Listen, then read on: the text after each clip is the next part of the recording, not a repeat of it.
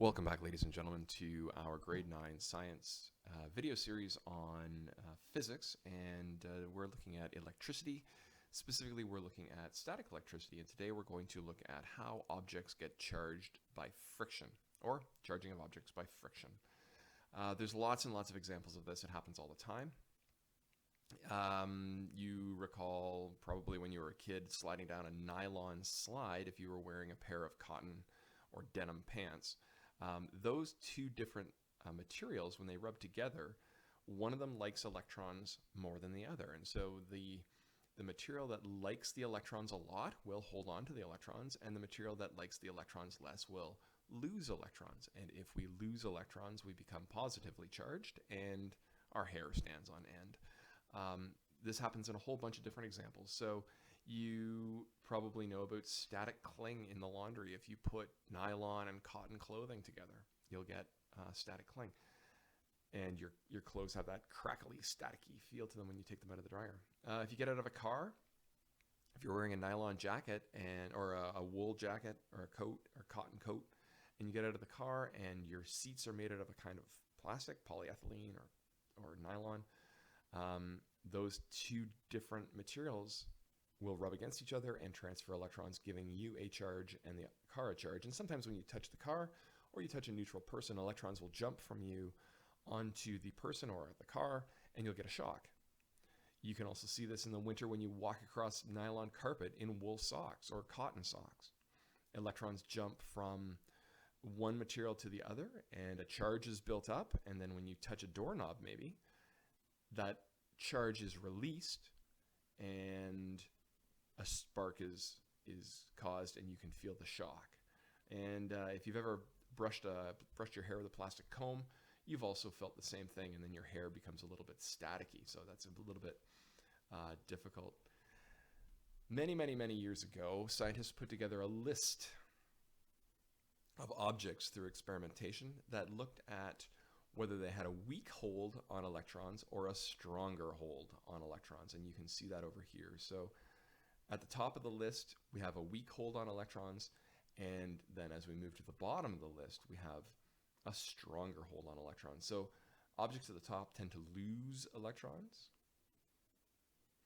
Objects at the bottom tend to gain electrons. Okay, and so we can kind of imagine that if you take two objects and you look at them and you rub them together, the object at the top will lose electrons.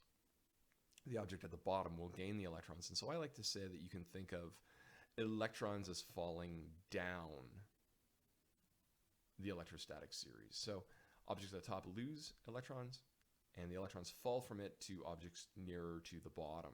Okay, this is actually a very simple thing to take a look at. This electrostatic series is actually available to you in your textbook on page 473 if you wanted to take a look at that. Well, let's do a little bit of practice on this. So what I want to do right now is I want you to draw a series of 3 diagrams labeled before, during, and after, and you can see that along the bottom here, showing the transfer of charges and the final charge of the objects if rabbit fur, and if we look along here we can find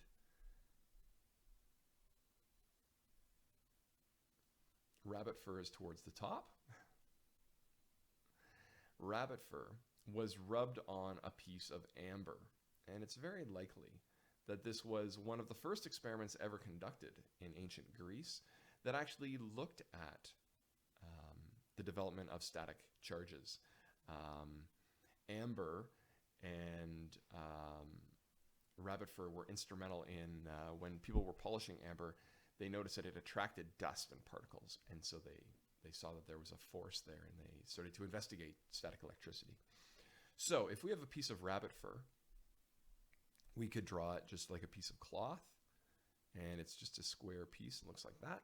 And if we have a piece of amber, maybe we could just draw that as kind of a block. So we have our before, and we have our after.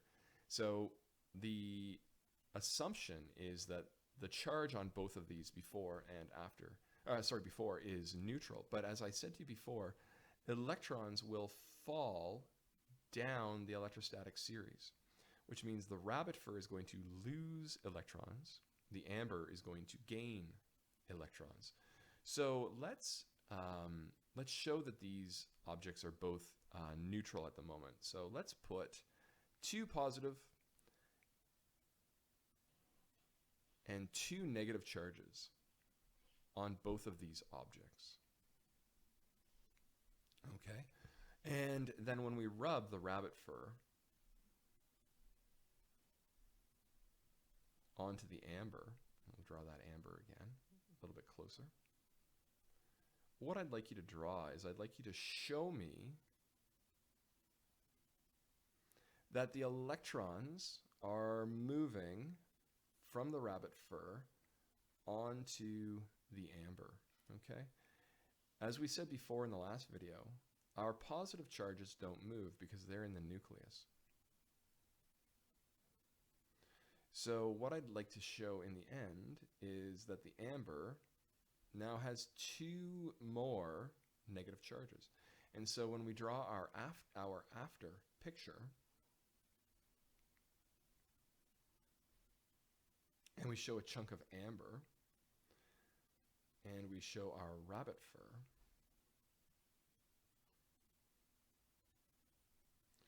you will see that the rabbit fur has 2 positive charges, so that this is 2 plus. And if we looked at our amber, we would have 1, 2, 3, 4 negative charges, and the remaining, or the original, 2 positive charges. And so the charge on our amber then would be negative 2, because we have 2 plus negative 4, so that would actually be plus 2 plus bracket negative 4, which is 2 minus 4, which is negative 2. Let's do one more practice. I'm going to let you guys look at it for a minute before I start to do it for you.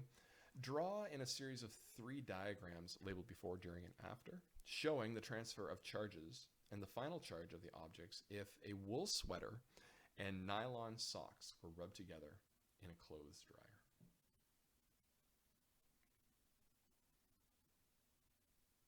So you can pause this video if you need some more time, but I'm going to continue. We have to first find our materials. So we have wool and we have nylon. They're very close together, but there still will be a transfer of charges. And as I said before, the electrons will fall down the electrostatic series, and so nylon will lose electrons and wool will gain electrons. Okay, so let's take a look. We have a wool sweater. Let's do that in a black color.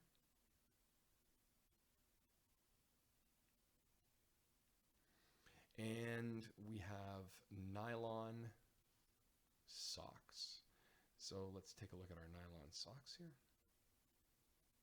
There, I'm just going to draw one sock. And let's just show electrons this time. We'll leave our protons out. But let's say that there are 3 electrons originally on the sweater and 3 electrons originally on the sock.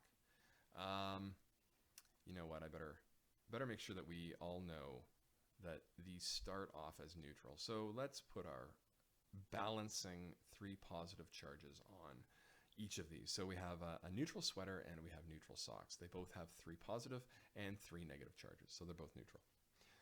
When we put them in the dryer, they come in close contact, close enough that electrons can transfer, and we'll see what happens. Okay, so we know that electrons will move from the nylon, which is the sock, to the wool, which is the sweater. So let's put our 3 positive charges back on each of these because we know they're not going to move. And then we'll take a look at what's going to happen with our negatives on the sweater. They're not going to move, but the negatives from the nylon socks will be transferred, and we'll show that transferring from nylon socks to the wool sweater. And so at the end of this, afterwards, we can draw that we will have a charged nylon sweater, or sorry, a charged wool sweater, and we will have a charged nylon sock, and we have to determine what the charges are. Well, we're going to end up with 1, 2, 3, 4, 5, 6 negatives on the sweater, and our original 3 positive charges because they won't move, and we'll show that we have 3 positive charges left on the socks. Now keep in mind, not all the electrons are moving from the socks, and there aren't only 3 positive protons in a nylon sweater. This is just a model, of course, and we have to now figure out that this will have a negative charge, and this will have a positive charge, okay? Because nylon is higher up and has a weaker tendency to hold on to electrons than the wool, and the wool will gather up the electrons in the system, okay?